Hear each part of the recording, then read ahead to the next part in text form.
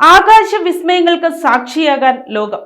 ഫെബ്രുവരിയിൽ ഗ്രഹങ്ങളുടെ ഘോഷയാത്രയും വലയ സൂര്യഗ്രഹണവും. വാനനിരീക്ഷകർക്കും ശാസ്ത്ര കുതുകികൾക്കും ആവേശം പകർന്ന് ഈ ഫെബ്രുവരി മാസം ആകാശത്ത് അപൂർവ ദൃശ്യവിരുന്നൊരുങ്ങുന്നു.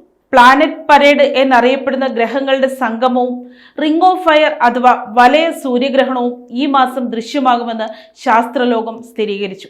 സൗരയൂഥത്തിലെ പ്രധാന ഗ്രഹങ്ങളായ ബുധൻ, ചൊവ്വ, ശുക്രൻ, വ്യാഴം, ശനി എന്നിവ ഒരേ നേർരേഖയിൽ അണിനിരക്കുന്ന അപൂർവ പ്രതിഭാസമാണ് ഫെബ്രുവരി ആദ്യവാരങ്ങളിൽ ദൃശ്യമാകുന്നത്. പ്രഭാത ആകാശത്ത് നഗ്ന നേത്രങ്ങൾ കൊണ്ടുപോലും ഈ ഗ്രഹങ്ങളെ കാണാൻ സാധിക്കുമെന്നത് വാനനിരീക്ഷകരെ സംബന്ധിച്ചിടത്തോളം വലിയൊരു അവസരമാണ്.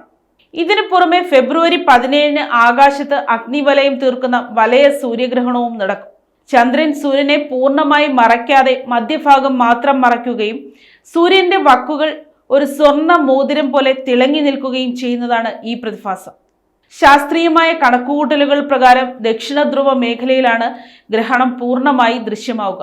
ഈ രണ്ട് ആകാശ വിസ്മയങ്ങളും ഒരേ മാസത്തിൽ സംഭവിക്കുന്നു എന്നത് 2026 ഫെബ്രുവരി ചരിത്ര പ്രധാനമാക്കുന്നു.